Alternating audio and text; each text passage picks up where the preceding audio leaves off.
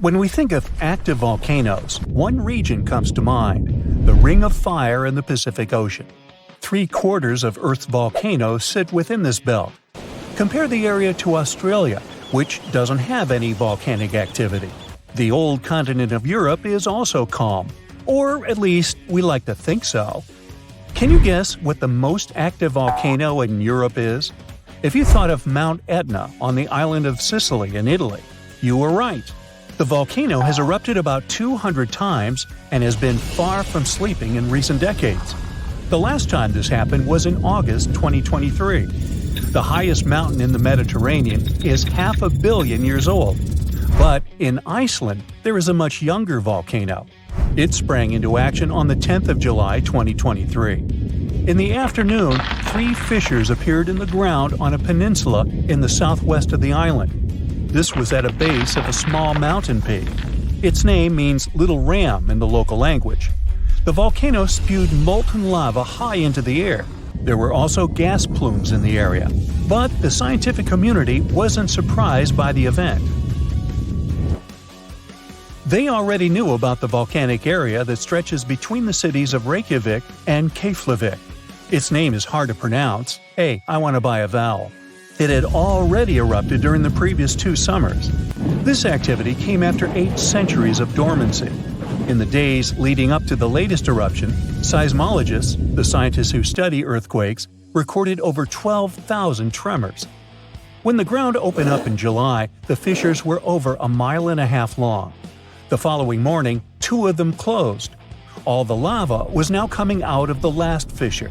It grew into an elongated cone, the simplest shape of volcano we are all familiar with. The lava soon filled a large crater. It grew almost 100 feet tall during the first week, and it is still growing. On the night when the eruption started, lava spread out in all directions. Its cinders set ablaze the dry moss in the vicinity. Local authorities closed off the surrounding area. There were toxic gases from the volcanoes and smoke from the burning moss. Firefighters flocked to the area. After a week, they proclaimed the area safe. Visitors soon came to witness the birth of Europe's youngest volcano. This form of tourism is quite developed in Iceland. People come from all over the world to watch active volcanoes. The land of fire and ice is home to more than 130 volcanoes. Some 30 of them are active. Now, I know what you're thinking right now. Is volcano tourism safe? In Iceland, it is. The country's authorities research and constantly monitor all of the hotspots. The island is dotted with several dozen seismic stations. These help researchers accurately predict future eruptions, and emergency services are accustomed to these sorts of events. They can quickly cordon off danger zones. This is what happened in 2010. A volcano in the south of the island, the name of which everyone struggled to pronounce, erupted. It spewed out a plume of steam and ash that was 7 miles high. This wasn't a fun time to be an air traveler. Winds carried the enormous plume southeast toward northern Europe. Many countries closed their airspace for several days for safety reasons. The volcano erupted in March, but the Earth was shaking from January the same year, so seismologists knew that an eruption was approaching. When it comes to the continent's youngest volcano, the tourist infrastructure is already there. Visitors can leave their cars at a designated parking lot.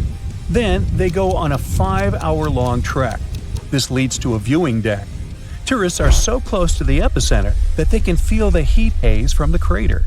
The sight is the most impressive at nighttime. Safety is never a concern. Scientists regularly chart out hazard maps that outline the borders of lava fields. This way, visitors who stick by the rules are never in harm's way. More than a week after the eruption started, a section of the crater collapsed. Lava flowed downhill west of the volcano. This majestic smoldering hot river is slow-moving lava. Scientists categorize it as an AA type. The term is Hawaiian. It describes basaltic lava that has a rough and brittle surface. The flow is composed of broken lava blocks that are called clinkers. They fall off as the substance flows. This reveals red-hot areas. The cooler sections of lava are gray and black in color. When it moves forward, it produces a distinctive sound like shattering glass. Nearly a month after the eruption of the new volcano, we got aerial footage of an interesting phenomenon. A tornado formed directly over the lava flow. This occurs due to the high temperatures in the area. When the conditions are right, a column of heated air can easily turn into a mini tornado. Scientists observed a similar event happen during the 2018 eruption of Mount Kilauea in Hawaii.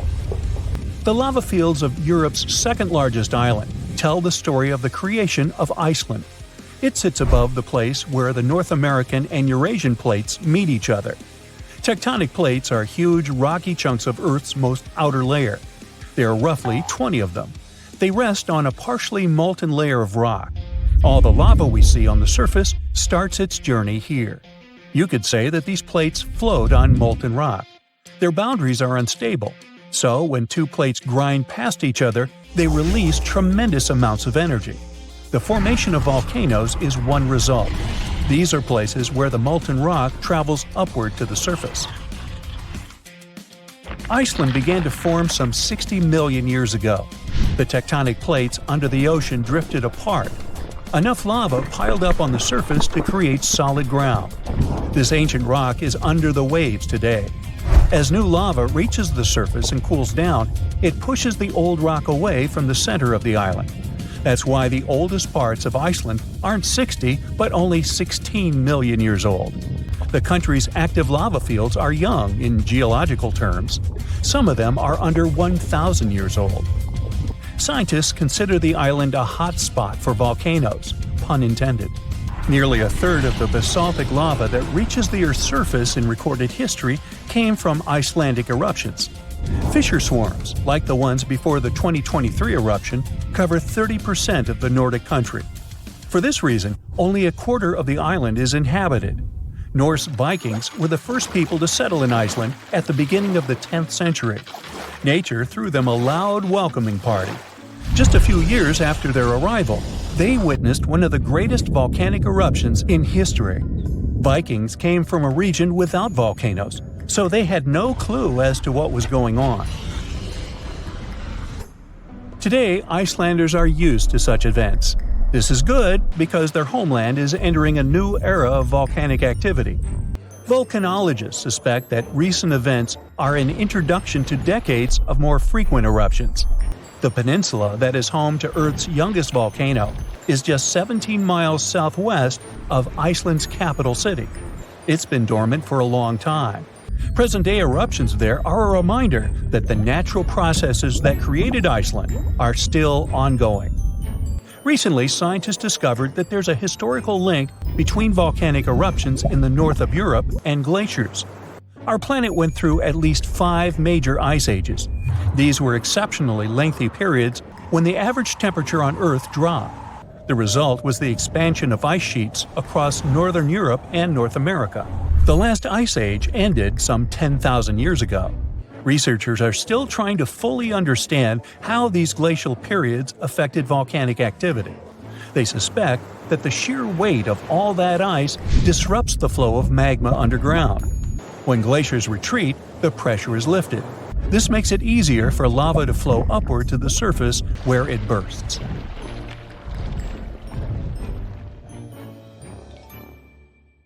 Phew! This summer has been turning up the heat like never before. We feel like roasted marshmallows on a sizzling grill.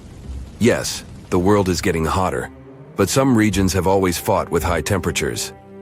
It turns out people had some inventions to keep themselves cool in ancient times too. Some of them are still functioning, even 3,000 years later. Let's take a look at how people saved themselves from heat throughout history.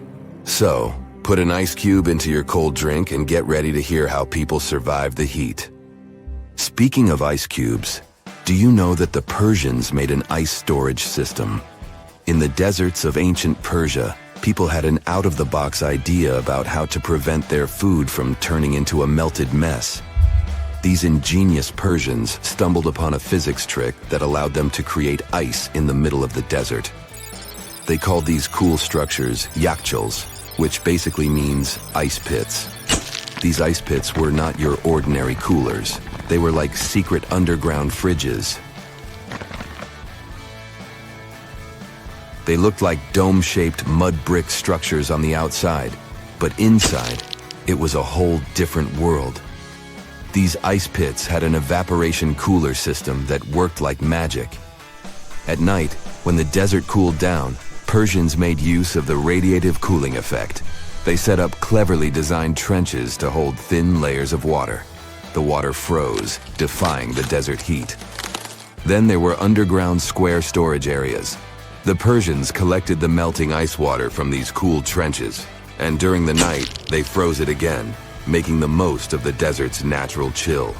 To add to the cooling effect, they built a wall to shade the storage areas from the hot midday sun. And that's not all. They had this fantastic wind-catching contraption called a badger that caught the breeze and directed it right into the ice pits. Fresh air plus ice. Cool breeze. A winning combo. They even had intricate water channels called qanats to bring water to the ice pits and homes all the way from the nearby mountains. As time passed, these yakhchuls faded into history and modern technology took over. But hey, there's good news too. Some awesome folks in Iran are restoring these ancient coolers. So, if you ever find yourself in the desert, don't forget to pay a visit to these marvelous places and witness the genius of the ancient Persians firsthand. Now, I want to focus more on the wind catchers because they don't just help make ice cubes. They actually function as a cooling system as well. Back in the day, those clever architectural wonders were all the rage in places like Persia, modern-day Iran, Egypt, and the Middle East. Imagine tower-like structures with openings at various levels strategically placed to harness the power of nature's breeze. These openings were like magical portals for the wind. They captured those refreshing gusts and guided them right into people's living spaces. Basically, they were natural air conditioners. The breeze would gracefully flow downward, cooling the ground as it danced through the building. The secret sauce lies in the details. The tower's height, the number of sides, the openings, and the positioning of the interior blades. Everything plays its role in how efficiently the wind towers work out. Thanks to these wind catchers, ancient societies could enjoy comfy indoor temperatures without sweating. Can you imagine living in those times? Feeling the gentle breeze whisking through your home, keeping you feeling fresh and chilled out? The Persians are often credited for inventing these awesome wind catchers. But hey, don't forget about Egypt. There, you can find traces of similar structures dating all the way back to 1300 BCE. Yes, the invention of wind catchers may have occurred in ancient Egypt, but Yazid in Iran is the city with the largest number of wind catchers. People wouldn't have been able to live there without these ancient ACs because there was almost no rain in the area throughout the year. Now, let's look at these perforated double-skinned exteriors. Imagine dressing up a building with a fancy perforated screen. It's like giving its exterior a stylish makeover while keeping things chill inside. This genius technique, firstly, scatters the natural daylight, so no harsh sunbeams to blind you. The screen also offers shade like a pro, giving the building's interior a much-needed break from the blazing sun.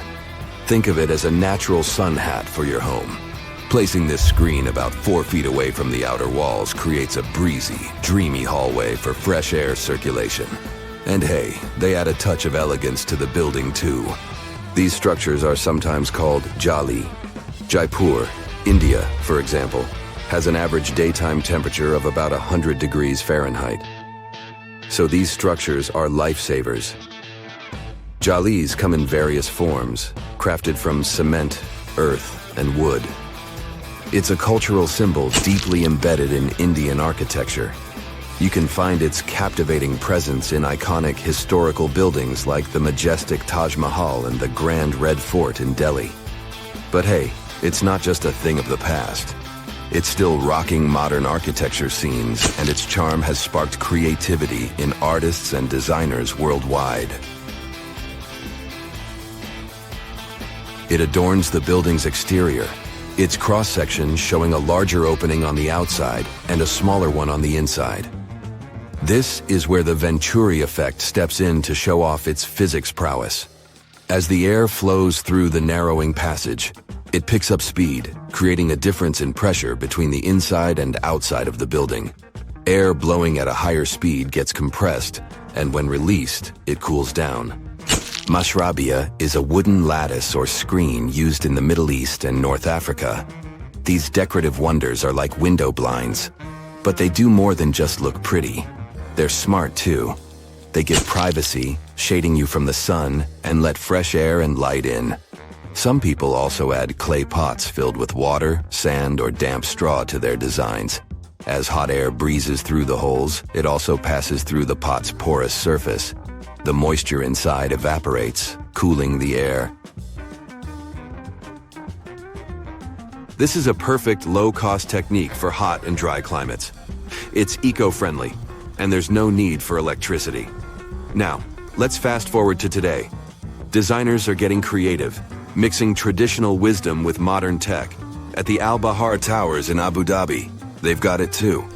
Picture over 2,000 hexagonal panels that dance with the sun's movement, providing shade to the building's interior. Water evaporation was another secret weapon for ancient people. Simple, yet super effective. Plus, ancient Egyptians hung wet mats and curtains in doorways.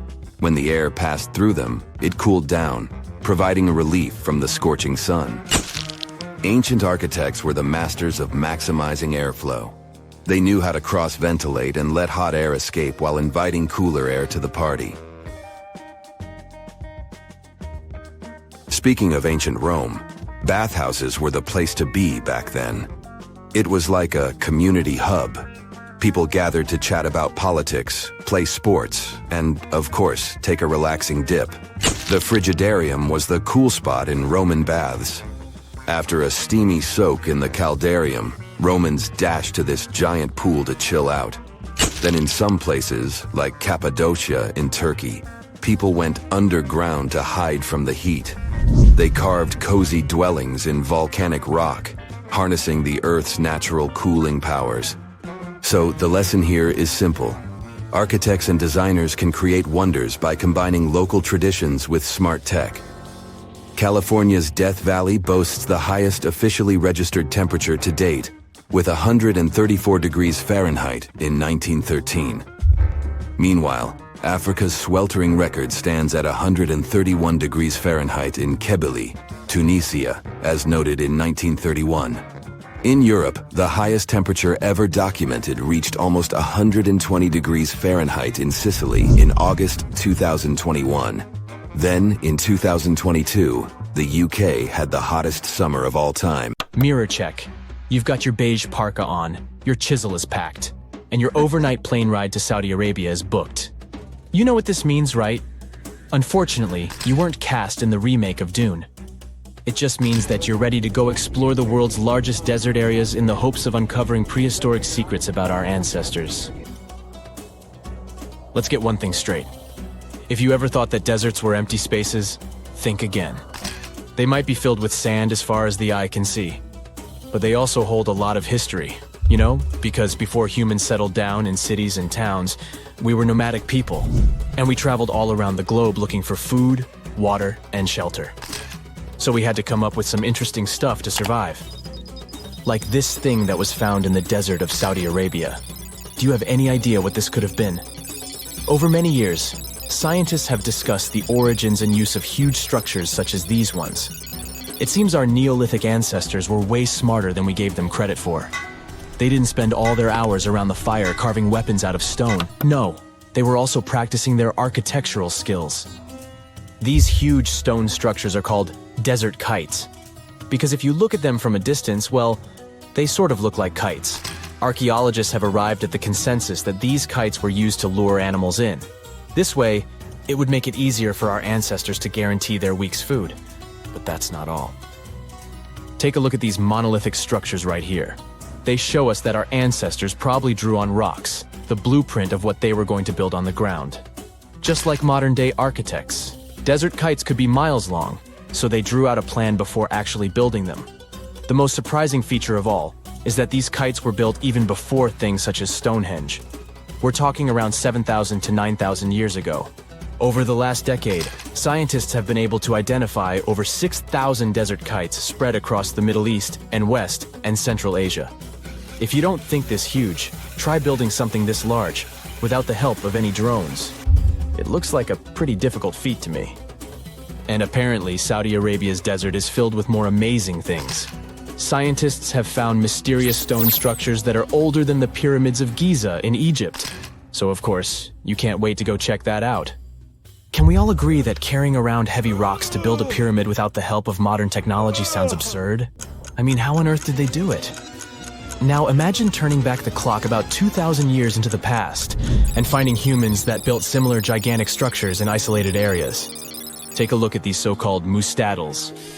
They are rectangular structures built from piled-up stones, found over 77,000 square miles. Some archaeologists believe that these monuments were used for ritualistic purposes, maybe processions of some kind, where people would walk from one end of the plateau to the other. I'd be down for that. Now let's move on to another deserted area. We're entering the world-famous Sahara desert landscape. Isn't it beautiful? Here, you're about to unravel an ancient mystery, something that took years for researchers to solve. Fun fact, the Sahara Desert is the world's largest hot desert. It spans over 3 million square miles, which would be like putting 1,000 times the country of Hawaii next to each other. We say it's the largest hot desert because the world's largest desert area is Antarctica. But we all know temperatures over there are freezing, not the typical image of when we think of a desert. Deep into the desert, near the Algerian town of Fougeret et Zoua, something strange was found. For decades, these tiny dots appeared on images of Google Earth, but nobody could explain what they were. Some scientists were sure that these circles are the result of oil activity in the region. Others guessed that these were ancient fogeras or ancient water wells. There are dozens of them, stretching for miles and miles in a straight line. The strange thing is that they are always far away from any town, road, or human activity in general. So what was or is their purpose? If you had to take a guess, what would you say? Remember we talked about how our ancestors had to be creative in order to survive in the desert? Let's try to walk in their shoes for a minute. Imagine you're a nomadic hunter-gatherer living in a desert area. You spend your days basking in the hot sun, trying to count all the grains of sand around you. But you also need to eat and drink water. But how on earth do you get water in a desert? Sure, you can hope to keep running into oasis every week or so, but that seems a bit risky, doesn't it? That's why North African people invented the so-called fogeras. The fogeras are a 2,500-year-old irrigation system. Locals would dig deep wells in elevated areas, wells deep enough to tap into underground water. Then, they would dig parallel shafts at regular distances. This way, the water would flow from the main well down into all the shafts and irrigate entire areas. Travelers could stop by the shafts and quench their thirst. They could also raise livestock and tend to crops. Pretty clever, huh? As much as these holes did look like fogaras, a little bit of research would show you that they're not. You see, these shafts were built in a line, and not in a circular shape like the ones we're looking at now. So maybe it has something to do with the second option? Maybe these desert holes were related to oil activity in the region? Let's have a look at the holes up close and personal. From Google Earth, they don't seem that big, but in real life, they are huge craters. The tip to uncovering what they are is hidden beneath the sand. If you were one of the researchers originally uncovering the truth behind this mystery, you would have found something unique hidden in the sand. Old dynamites and vintage sardine cans. Putting the pieces of the puzzle together, scientists found that these sardine cans were a model from the 1950s and 1960s. It seems that entire teams from that decade would camp out while they surveyed the area for oil. And what about the dynamites? These were used for seismic surveying. This is an old technique, used to identify if there is oil and gas beneath the Earth's surface. Still in North Africa, you find out about another desert mystery worth exploring. Near the city of Tiaret, southwest of Algeria's capital, one runs into 13 peculiar monuments. These structures are also called jedars, and yes, I am aware of how much that may sound like a Star Wars reference. They are pyramid-like in their shapes, and as far as scientists know, they were used as final resting places for the people who lived in the region. Can you guess who these were? Most likely the Berber nomads. And since we're talking about ancient stuff, they were probably built between the 4th and 7th centuries CE. Once scientists began to explore the insides of these monuments, they found they were pretty big inside. They found large underground vaults, chambers, and labyrinth-like corridors that gave way to over 20 compartments. It could take you up to 2 hours to walk around in them, and apparently our ancestors also used its walls to depict images of animals and hunting scenes. There's no definite proof of what these jadars were used for, though. This is so neat, huh? I'm sure that our world's desert is filled with many more mysterious things for us to unravel. I guess I'll see you next time so that we can continue our... So, you might have heard that Yellowstone National Park is sitting on top of a giant supervolcano. That's the reason why the area can boast powerful geysers and hot springs. But it also means that underneath Yellowstone, there is an enormous magma chamber. In 2015, researchers from the University of Utah found out that this chamber was much bigger than everyone had previously thought. They even found one more reservoir with magma under the top one. Apparently, the more spacious the chambers are, the more magma they contain. Together, the two reservoirs store a glob of magma that could easily fill the Grand Canyon not once, but 11 times.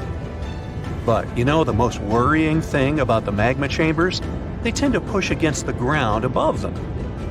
As a result, the land in Yellowstone rises about 1 to 2 inches a year.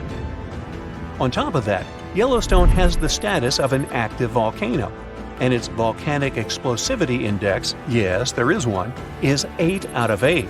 Such a high number means that if this volcano erupted, it would be an apocalyptic event. To put it into perspective, the eruption of Pinatubo in the Philippines in 1991, which is considered the most powerful in living memory, was given a mere 6 on the volcanic explosivity index. Ha, loser. Now, let's figure out if there's anything to worry about. In March 2023, the University of Utah seismograph stations recorded 354 earthquakes in the entire region of Yellowstone National Park. Sounds like a lot. But keep in mind that the most impressive event of the month was a mini earthquake of magnitude 3.7. It was part of a swarm of 106 earthquakes that began on March 29th and continued until the end of the month. Yep, earthquakes apparently also come in swarms, so be aware. Experts say that Yellowstone's seismic activity is, well, kind of more active than usual, but it's really nothing serious. A geophysicist working at Yellowstone Volcano Observatory called Michael Pollan claims that the volcano won't erupt anytime soon. For this to happen, there must be enough magma ready to erupt beneath the surface. Whew. There should also be enough pressure to cause this magma to rise. But neither of these conditions exist today. According to the expert, Yellowstone is stable now. At the same time, Pollan and his team are keeping track of all kinds of underground activity, looking for warning signs of possible eruptions. Some of them can be the frequency of earthquakes and ground deformation. Thousands of mini earthquakes, coupled with extreme changes in the surface of the ground in that area, can be alarming. The team also monitors the temperature of the park's thermal features. That's another noteworthy sign of a potential disaster. Park-wide changes in geyser activity, as well as gas and thermal emissions. So, despite the media claims that Yellowstone is due to erupt soon because the last eruption happened 70,000 years ago, that's not how volcanoes work. Experts say that it's one of the most popular misconceptions about volcanoes. They don't follow timelines. If a supereruption did happen, though, the most worrying thing for us would not be the lava flows, and not an earthquake that would most likely accompany the natural disaster. No, the worst consequence of such a supereruption would be ash and ashfall. Let's have a look at what it was like when the Yellowstone volcano erupted many years ago.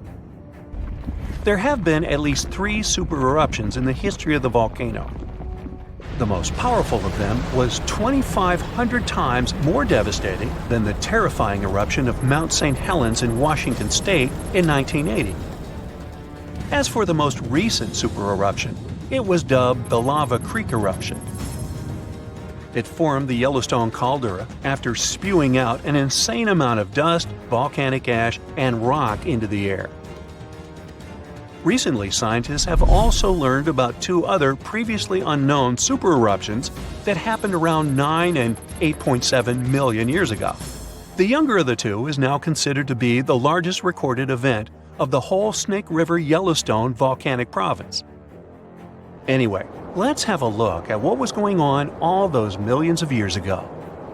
Because I wasn't around then, so we're all assuming this stuff based on evidence. The first signs of the disaster appeared long before the catastrophe broke out. For thousands of years, the heat had been welling up from within the planet's insides. It had been melting rock beneath the planet's crust and leaving behind huge chambers. They were filled with a pressurized mixture of semi-solid rock, magma, water vapor, and different gases, including carbon dioxide. All this scorching underground soup was expanding since more and more magma arrived with time. The land over the volcanic system was rising upward almost unnoticeably. A year before the supereruption, Yellowstone gave a warning, a burp maybe, but that long ago there was no one who could interpret these signals. Plus, those alarming processes were mostly going on underground. For example, decompression releases gas bubbles. While bursting, such bubbles can often power particular kinds of eruptions. Months before the eruption, small-scale earthquakes became more frequent and more intense. The ground in many spots all over the supervolcano got hotter than it used to be. Surface lakes and groundwater also became warmer. If people had been around at that time, they would have noticed unusual steam fogging in that area. Not long before the eruption started, the growing pressure pushed the ground over the magma chamber up. This created a dome-shaped uplift. Narrow cracks started to open along the edges of this dome. Imagine opening a bottle of soda after you've shaken it. Something like that was happening near the volcano. Think Mentos and Diet Coke. The pressure was released through the fractures when gases were bursting out from under the surface. So right before the disaster, the ground around the Yellowstone volcano lifted. Geothermal pools and geysers heated up to boiling temperatures and got more acidic than usual. The magma started to rise toward the surface. At one point, the rock roof of the magma chamber couldn't resist anymore and the eruption kicked off. Small but constant tremors began to move the ground days before the catastrophe. But the real shaking didn't start until several minutes before the eruption. With a deafening roar, a massive column of lava and ash hurled up into the air. Within several minutes, a pyroclastic flow rushed across the area at a hurricane-force speed. Such a flow is a liquid mixture of half-solid lava pieces, volcanic ash, and hot, expanding gases. It looked like an extremely hot, toxic snow avalanche. With a temperature of about 1,300 degrees, it was burning everything in its path. The volcano kept pumping ash for days on end. For all living creatures, ash fallout was one of the most dangerous consequences of the eruption. Volcanic ash turns into glassy cement within seconds of being inhaled. Most animals didn't have a chance to survive. Even thick trees started to collapse under the weight of this dense substance. It only took a couple of days until a thick layer of ash covered huge territories. After the ash got into the stratosphere, the temperatures all over the world started to drop. The eruption was rich in sulfur, which is an effective sunblocker. That's why it soon got so cold that there was no summer in the whole world for the next several years. Animals couldn't find food and clean water. This natural disaster, called the Gray's Landing supereruption, was colossal. That's how researchers described it in their recent studies. It affected a huge territory. The streams of lava enameled an area as large as New Jersey in scorching hot volcanic glass. It instantly sterilized the land surface, wiping out all the plant life that had been thriving there before. Now, if such an eruption were to happen these days, it would cover Colorado, Utah, and Wyoming with almost 3 feet of toxic volcanic ash. Many regions would be plunged into darkness. Even the coast, where most Americans live, would experience problems with the spread of the ash cloud. It would destroy crops and contaminate pastures, ruin power lines and electrical transformers. Well, so I'm sure you'll agree with me, it's a good thing that such a disaster isn't expected to occur anytime soon. Hey, we got enough other stuff on our plate. Phew, you can finally send that last report for the day and breathe out. The weekend is around the corner. But just when you're about to hit send, you're alarmed by the low rumbling under your desk. Is it the light rail passing by? Unfortunately, that's not the case. It's a volcano speaking. What, here? In Arizona? That's right, the ground keeps shifting under Arizona, reminding us that Earth is alive. No panic though. Let's arm ourselves with some context. 20 American states have extinct, active, and dormant, currently sleeping, volcanoes. Among such states, you can find California, New Mexico, Nevada, Utah, and Colorado. On the bright side, Arizona's volcanoes are dormant at the moment, but it doesn't mean they won't go off in the near or not so near future. Now, how about traveling to Arizona to check the traces of its active volcanic past? They dot the desert landscapes of this state like spots dot a Dalmatian. There are entire volcanic fields southwest of Phoenix, east of Douglas, near Flagstaff, north of Kingman, and near the Mexico border. The most worrying thing about these fields is that even though they're not active at the moment, eruptions in this region might happen every 1,000 years or so. Well, the time seems to be up. The last powerful and destructive volcanic eruption occurred around 1,000 years ago at the Sunset Crater. Oh, this place is worth paying more attention to. And we will, but a bit later. First, we have to talk about hotspots. No, not that place where you can surf the web. In our volcanic context, a hotspot is a place where insane amounts of heat melt the overlying crust, Earth's thin outer layer, and form volcanoes. This heat rises from the mantle, which is located between our planet's dense, superheated core and the crust. Want to see an example of this type of volcanism? Welcome to the Hawaiian Islands. The Big Island has its active volcanoes because, at the moment, it's situated on top of the Hawaiian hotspot. The older Hawaiian Islands were once there too, but later they drifted off towards the northwest.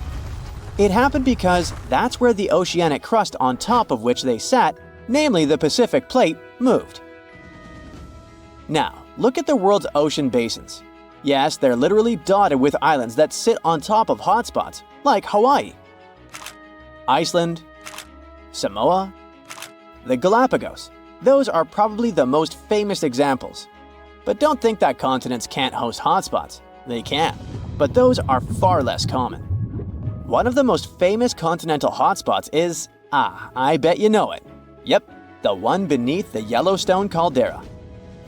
By the way, the caldera is a vast volcanic crater, especially one formed as a result of a massive eruption that led to the collapse of the mouth of a volcano. The Yellowstone hotspot is basically the creator of Old Faithful and the rest of the hot springs and mud pots for which the national park is famous.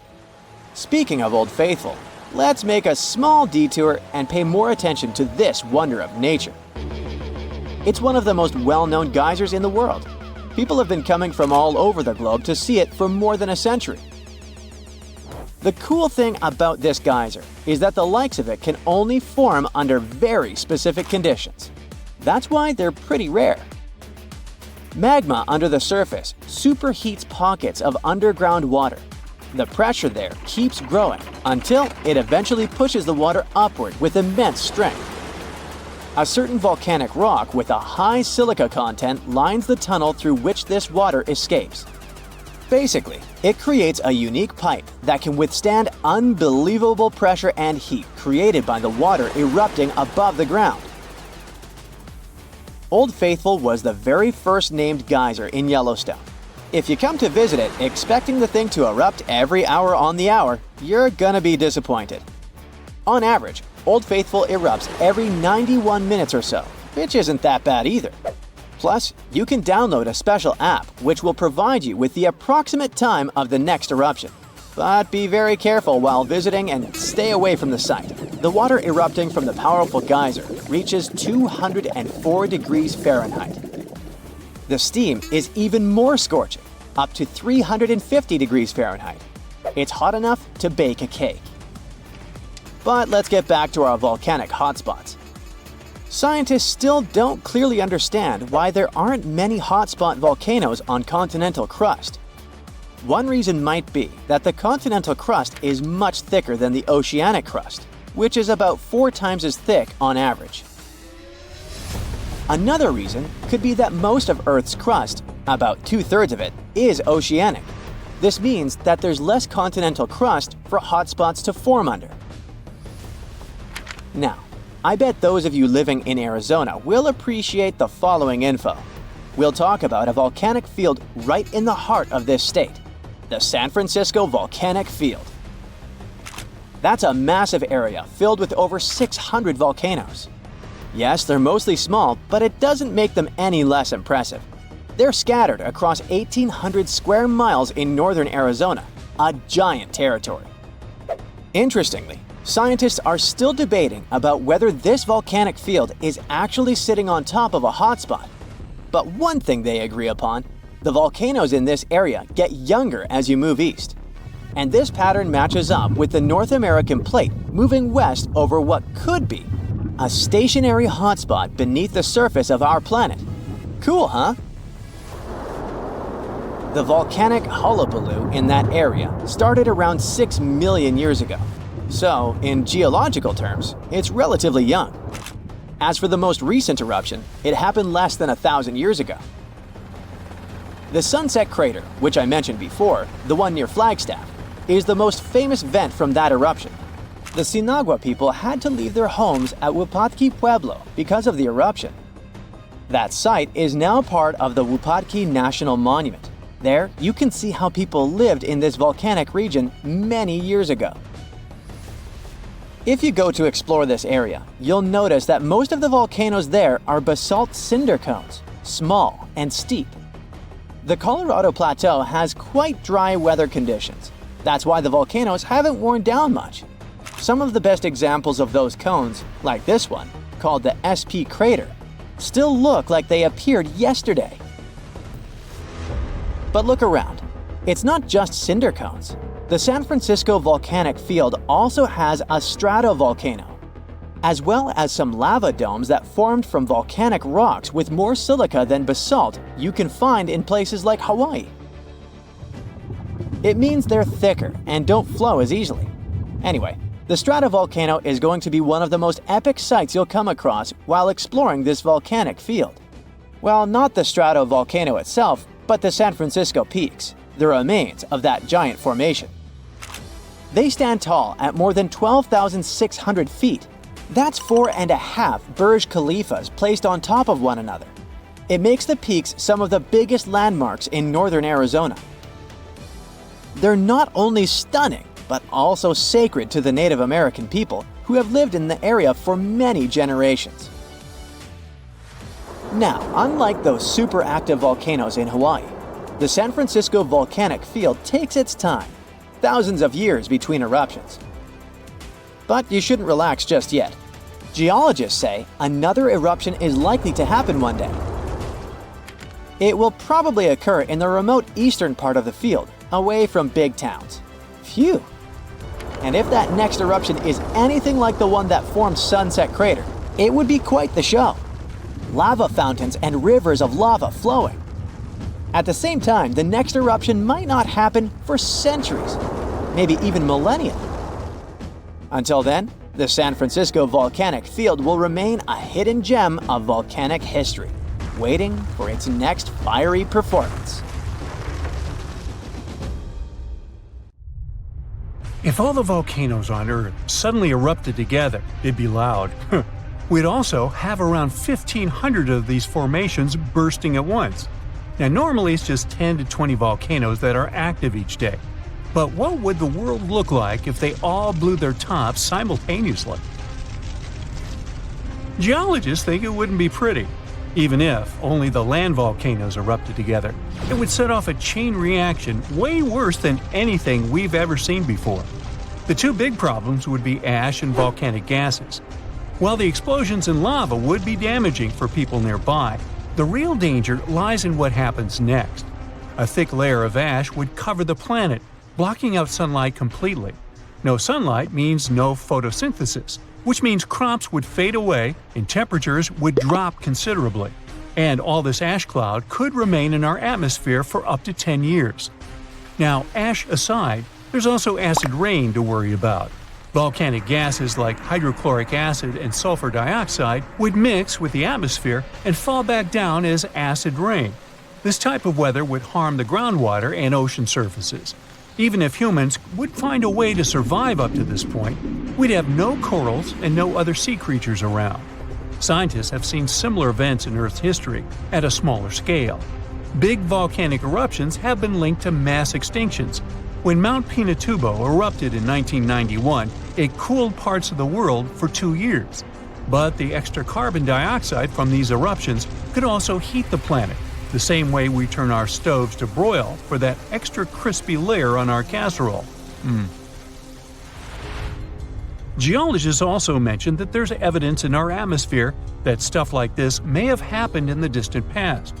During the Cretaceous period, carbon dioxide levels were way higher than today, which made it difficult for marine life to thrive.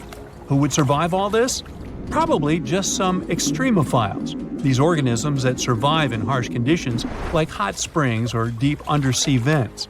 As for humans, we could all lay low in underground bunkers until things clear up, or build multiple space stations that could fit us all. Yeah, right. The chances of all volcanoes erupting at once, though, are very slim. Whew! That's because there isn't one giant source supplying all the volcanoes on Earth. Each one of these openings has its own deposit of magma, except for a few cases where they indeed share the supply. For example, in 1912, Nova Rupta in Alaska erupted alongside another volcano sharing magma. Scientists have also found evidence of magma hiding under volcanic areas, like under the Taupau volcanic zone in New Zealand. This magma can spread out horizontally for long distances, but is still just a local feature. Even if we consider all the magma under Taupau as one system, it's not connected to other volcanic areas like Indonesia or the Philippines. Because the great majority are isolated, volcanoes can't sync up to erupt at once. The magma comes from different processes like mantle decompression or adding water to the mantle through subduction. There's no way to make all these different volcanoes erupt together because of how tectonics work. Now, that doesn't mean we won't see interesting volcano activity in the future. Take an underwater area near British Columbia, where recently about 200 small earthquakes per hour have been noted. Deep beneath the Pacific Ocean floor, off the coast of Vancouver Island, magma is set to erupt, heating the water so much that it'll bubble like soda. However, this event will likely go unnoticed by anyone other than scientists. The anticipated eruption will most likely happen around 3 miles below the ocean surface. Scientists explain that the earthquakes range from negative to 4.1 magnitude, meaning only those nearby would feel any tremors. This unusual activity gives us a rare opportunity to study how the Earth's crust forms. The magma beneath the ocean floor is estimated to be almost 1,500 degrees Fahrenheit, but will cool rapidly upon eruption and contact with water. This runny rock will solidify upon contact with the seafloor, turning black quickly.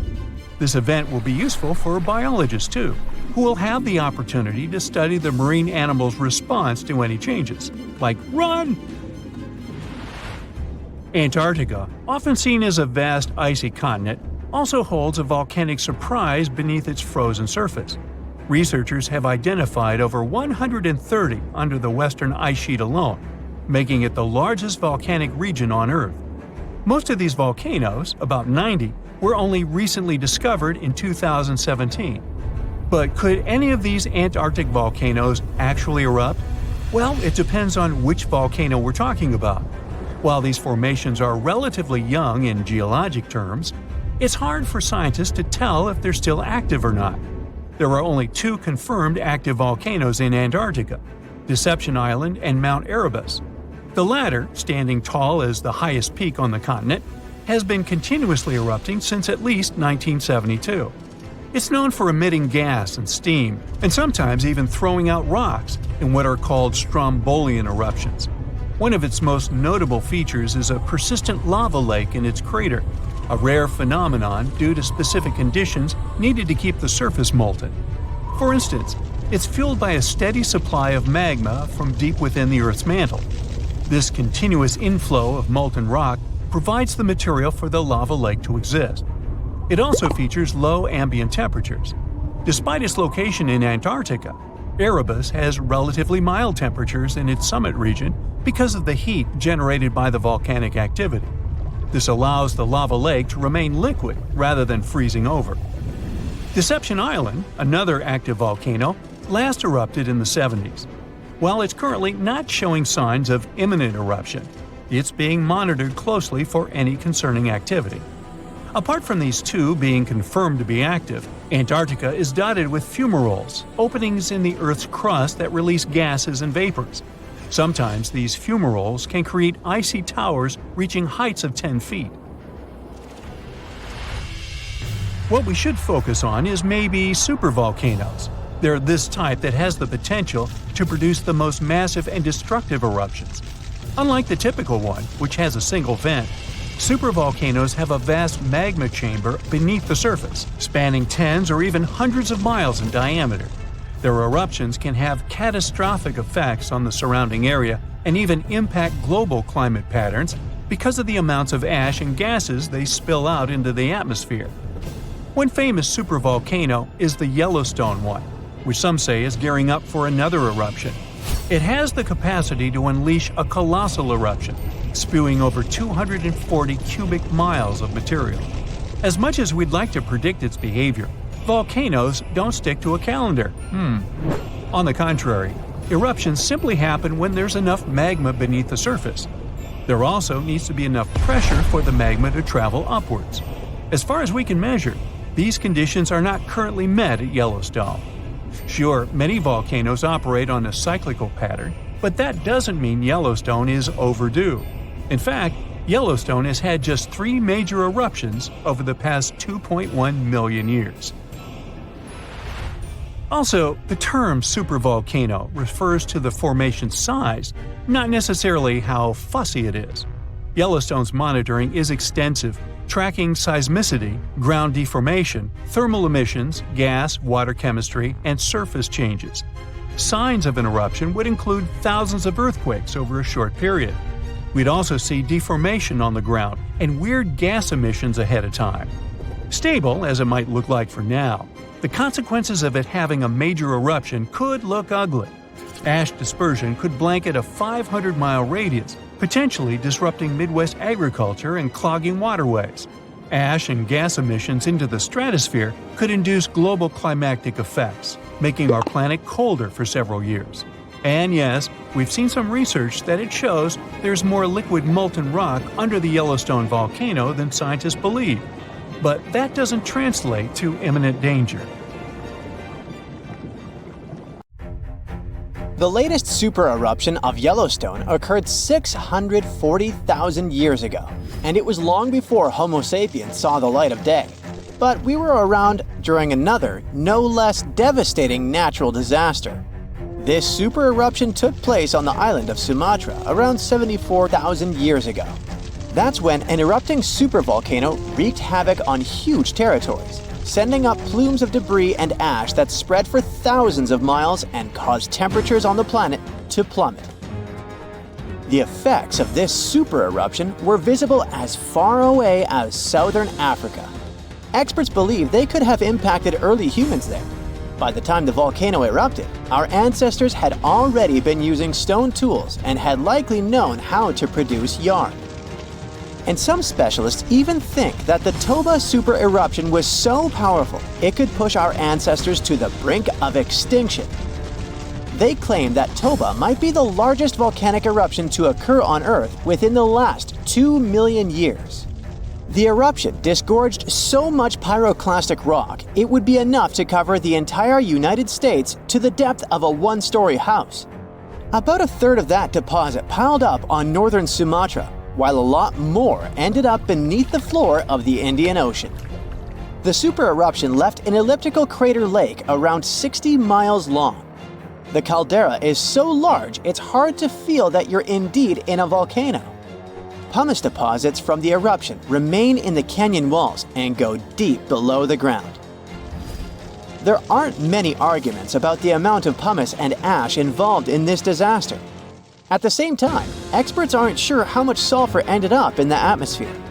Even some sulfur layers in the polar ice could be potential candidates, but so far, scientists haven't found any connection between them and Toba. But let's get back to the dramatic impact the super eruption had on early humans. It turns out some not only survived but even thrived after this natural catastrophe, at least judging by the artifacts they made during and after the eruption. The disaster might not have posed a serious threat to those of our ancestors who took refuge along the coast. Genetic evidence hints that modern humans descend from a few thousand people that ventured out of Africa around 60,000 years ago. Why just a few thousand? According to some experts, the rest of our ancestors could have been devastated by the Toba eruption. After all, the supervolcano spewed out 1,000 cubic miles of dust and rock in a flash, leaving a scar in the ground that was dozens of miles wide. All that dust and sulfur Toba sent into the atmosphere potentially cooled the surface of our planet, which led to the appearance of glaciers and the lowering of Earth's sea levels. And since Toba might have had an important role in shaping humankind, scientists have been working hard trying to understand precisely how early humans reacted to this disaster. In 2011, several researchers found an enigmatic soil sample in South Africa's Pinnacle Point, an archaeological site overlooking the Indian Ocean. This sample contained some volcanic ash. After examining the layer, they found more than 400,000 artifacts left by early humans. Those ranged from heat-treated stone tools to signs of fire and animal bones. Based on this finding, the team suggested that early humans on the South African coast thrived after the eruption, living in that area for thousands of years and improving their tools. The region might have served as a refuge during and after the Toba eruption. A 2009 study suggested that the eruption could have lowered global temperatures by 14 degrees Fahrenheit. It would have made survival tough elsewhere in Africa. If there had been a volcanic winter, it wouldn't have been as cold along the coastline. On the other hand, newer studies claim that Toba spewed out so much sulfur into the atmosphere that the resulting aerosols could have stuck together, which would have limited their cooling effect in the long term. In other words, right after the eruption, temperatures would have plummeted, but only in some regions. And after 3 years or so, the effects of the eruptions would have calmed down altogether, becoming not dangerous to humans. Well, apparently, more research is needed. Meanwhile, let's figure out if we should watch out for any volcanoes these days. Last year, thousands of small earthquakes shook the ground near Iceland's Svartsengi geothermal power plant. Magma rose to the surface there, and now it has opened wide fractures slicing through the small town of Grindavik. The ground there is still swelling, and an eruption might happen with little notice. But of course, that's not all. Over the planet, 45 other volcanoes keep rumbling. For example, Italy's Vesuvius, that infamous thing that finished the city of Pompeii in 79 CE. Over the last 17,000 years, the volcano has experienced 8 explosive eruptions, followed by powerful pyroclastic flows, dense masses of super hot ash, lava fragments, and gases flowing at high speeds. The volcano's last eruption happened in 1944. Mount Rainier is one of the most dangerous volcanoes in the USA. Its high elevation, chemical composition, and proximity to Washington's Seattle and Tacoma suburbs, and the volcano's ability to produce massive pyroclastic flows make Mount Rainier a threat to consider. The heat from this volcano could potentially melt the ice and snow covering it, leading to rapid downstream flows of debris, mud, and rocks. The Novarupta volcano in Alaska's Katmai National Park and Reserve formed in a 1912 eruption, which was the world's largest in the 20th century. The volcano sent almost 7 cubic miles of ash and debris into the air.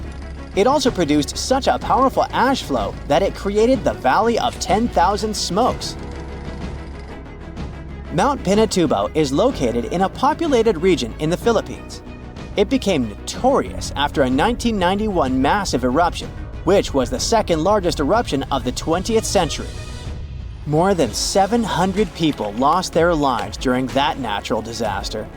Today, more than 21 million people live within 62 miles of Pinatubo. Mount Agun, a continuously erupting volcano in Indonesia, had its last major eruption in 1963. It was one of the most tragic eruptions in the country's history. It lasted for 11 months, producing ashfall and pyroclastic flows that led to the loss of more than 1,000 lives and serious property damage. People saw ash plumes above the volcano throughout 2018, following the eruption in November 2017. Japan's Mount Fuji hasn't erupted since 1707. That year, a massive earthquake likely set it off.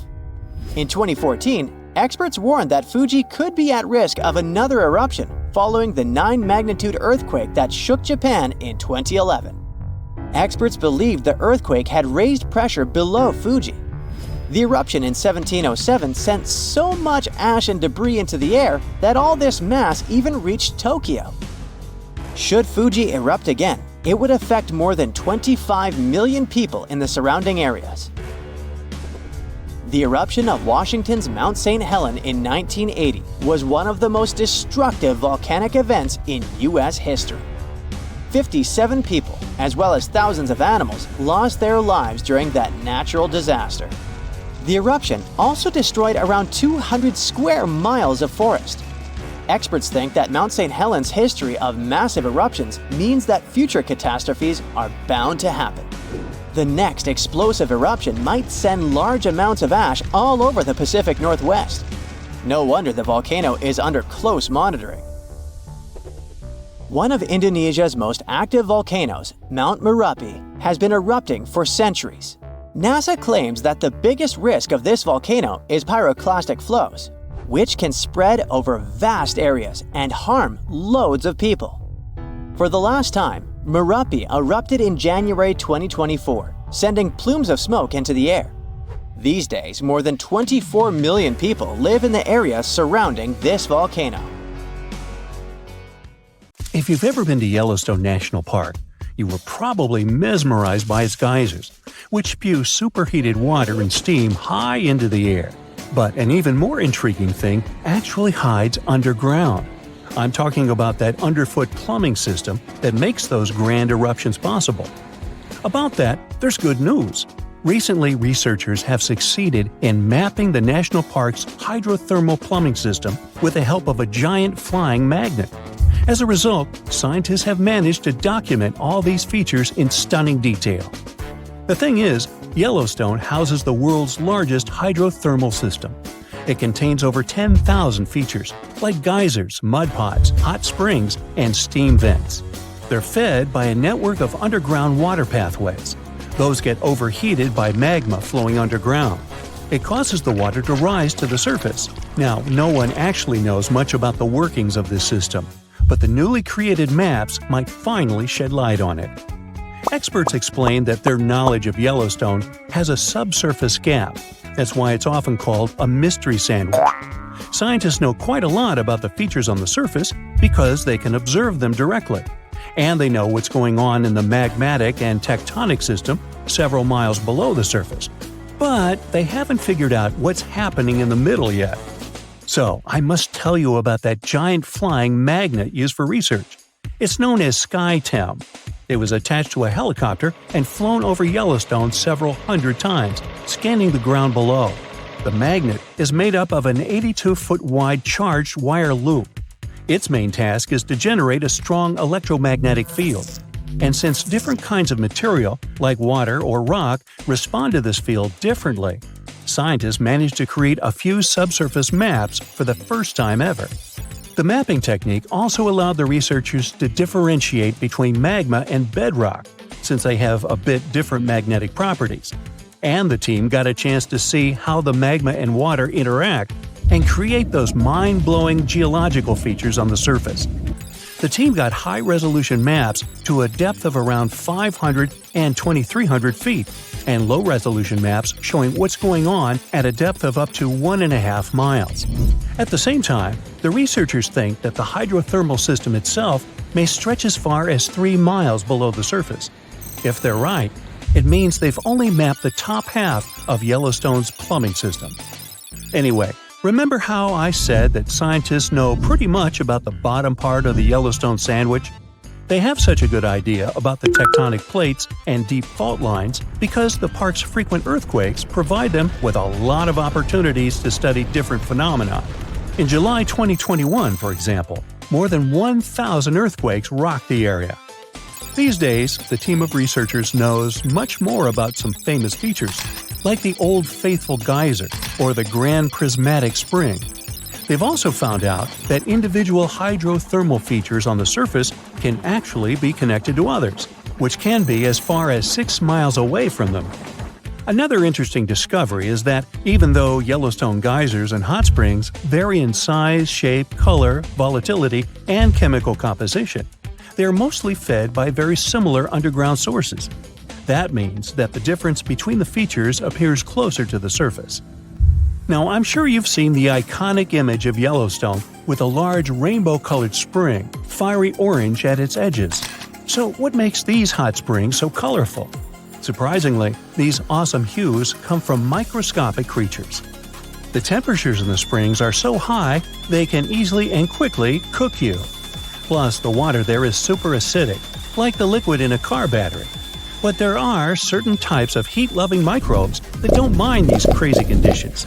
You can even say they're thriving there. So every ring of a different color is, in most cases, a ring inhabited by different bacteria. And each species is adapted to a particular temperature or pH level, which measures how acidic this or that environment is. For example, take the Grand Prismatic Spring, yes, the iconic one. Its rainbow hues likely hint at the diversity of microbes living there. So, starting from the center of the hot spring, you can see a beautiful aquamarine color there. That's where the water temperature is the highest, reaching 189 degrees Fahrenheit, because this area is right over the underground water source. The water there is too hot even for microbes. That's why what you see is mostly clear water. As for the reason for its blue color, it's the same as why the sky is blue. Sunlight hits the surface of the water and the light scatters, but the blue light scatters the most, getting reflected back to your eyes. Now, the next ring of color is yellow, all thanks to certain cyanobacteria. The temperature in this yellow ring reaches 165 degrees Fahrenheit. If the conditions in the hot spring were a bit different, these bacteria would create a blue-green hue, thanks to a green pigment called chlorophyll. But since the sunlight hitting the spring is too intense, the bacteria start producing another type of pigment. It's called carotenoids. And guess what?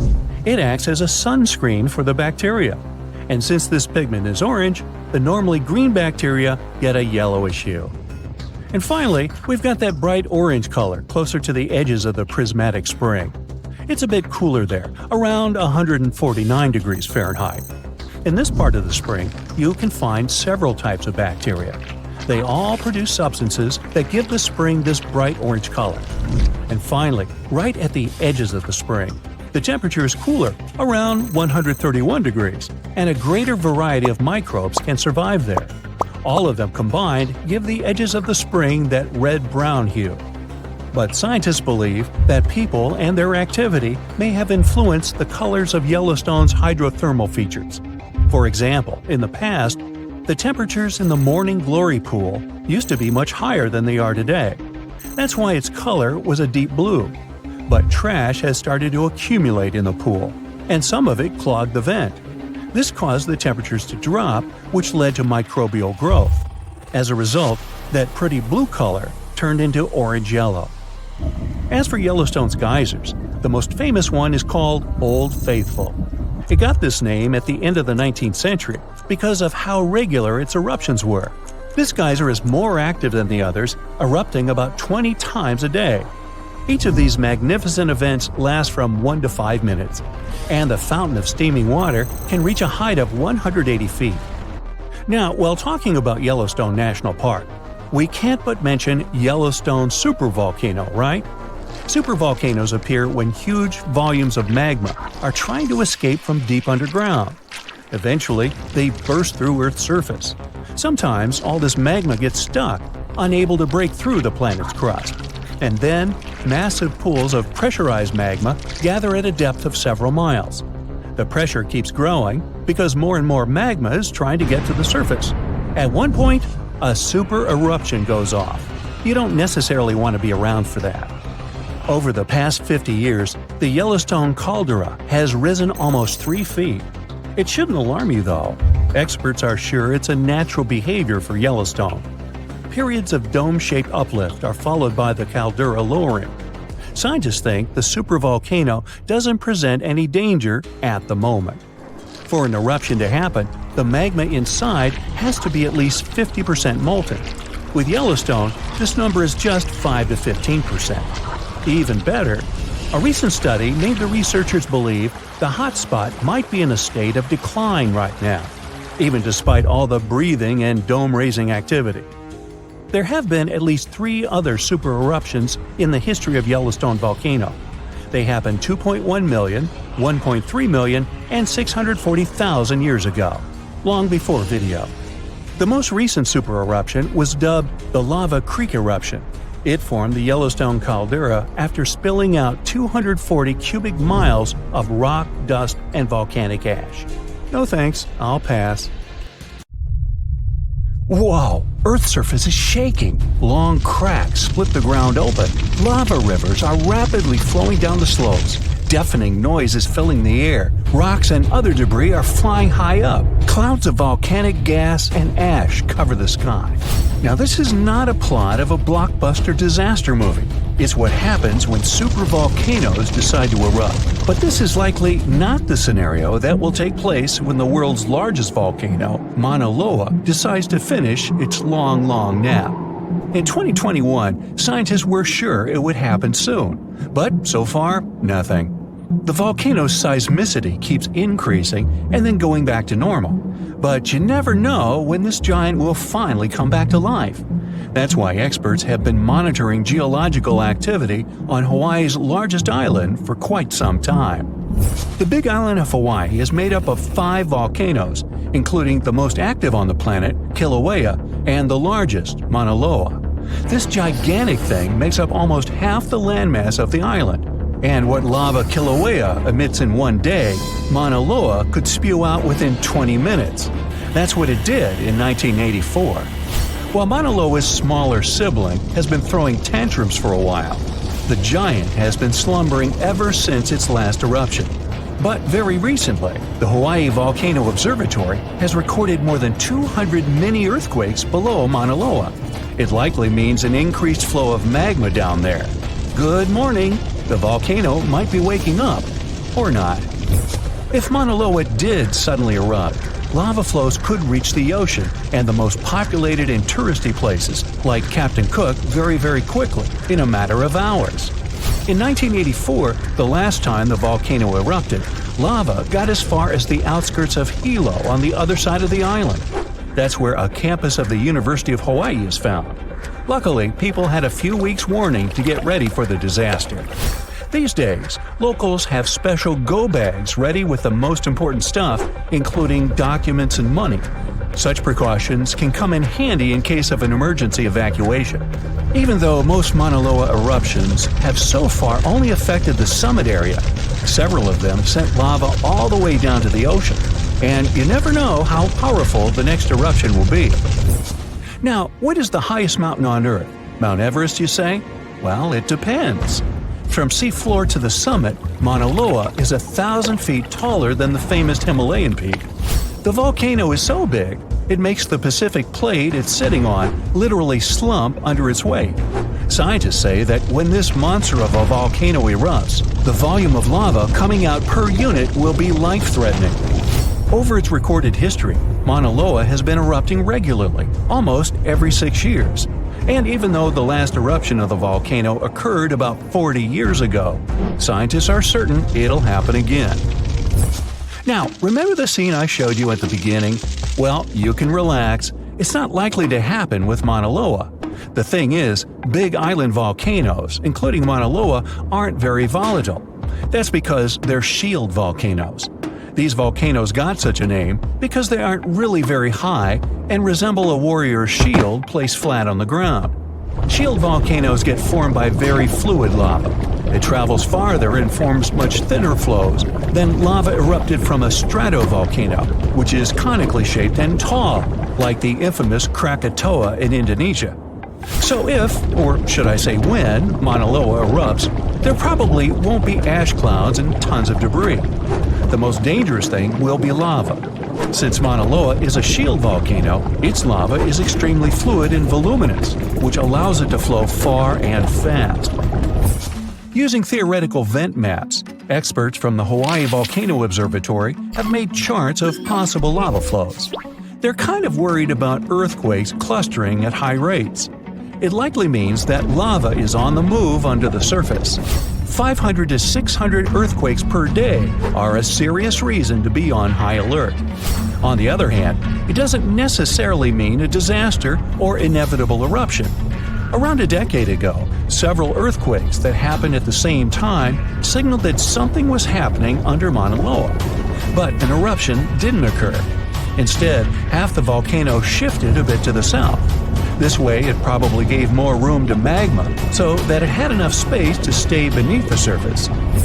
Now, let's get back to the catastrophic eruption we saw at the beginning of the video. That's what often happens when a supervolcano erupts. Those are volcanoes that have at least once had an eruption with a volcanic explosivity index of 8, which is the largest recorded number on the index. Supervolcanoes are often extremely large, with no cone at all. That's because they're typically the remains of gigantic magma chambers that once flared up, leaving behind a caldera. They're usually found over hot spots. Supervolcanoes can produce super eruptions, and when they do, they blow more than 240 cubic miles of ash, molten rock, and hot gases up into the air.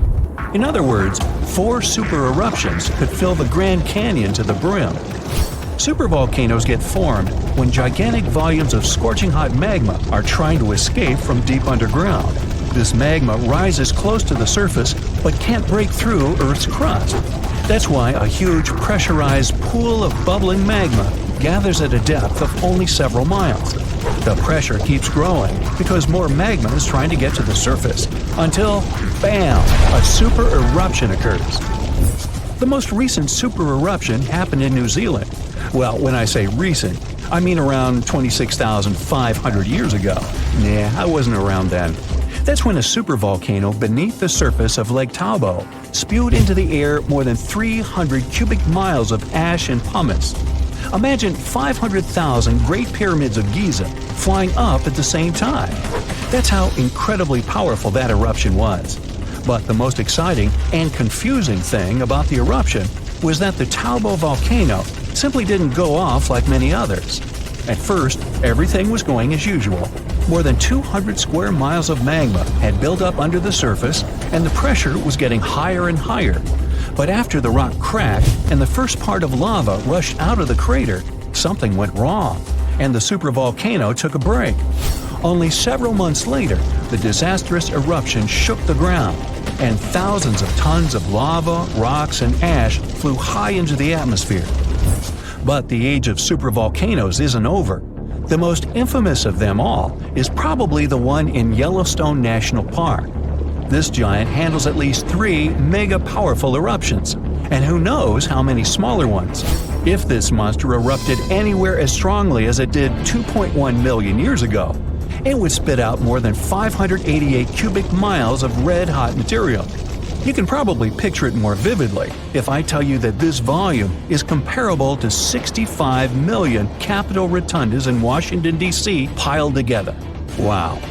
Anyway, scientists are sure that Yellowstone doesn't present any danger these days. For an eruption to happen, magma inside must be at least 50% molten. With the Yellowstone caldera, this number is just 5 to 15%. But of course, Yellowstone isn't the only supervolcano on our planet.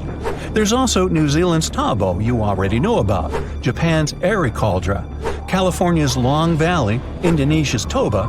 Any of them can one day produce a super eruption. There are also several so-called supervolcanoes that haven't lived up to this name yet because they've never produced anything like a super eruption. For example, in 1883, Indonesian volcano Krakatoa went off. The power of the eruption tore the volcano's walls open, and cold seawater rushed into its molten insides. The difference in temperature made the volcano blow up with a deafening boom. It was clearly heard 2,000 miles away in Australia. It earned the blast the title of the loudest sound in history. But even though the consequences of this event were truly catastrophic, it still turned out not powerful enough to be called a super eruption.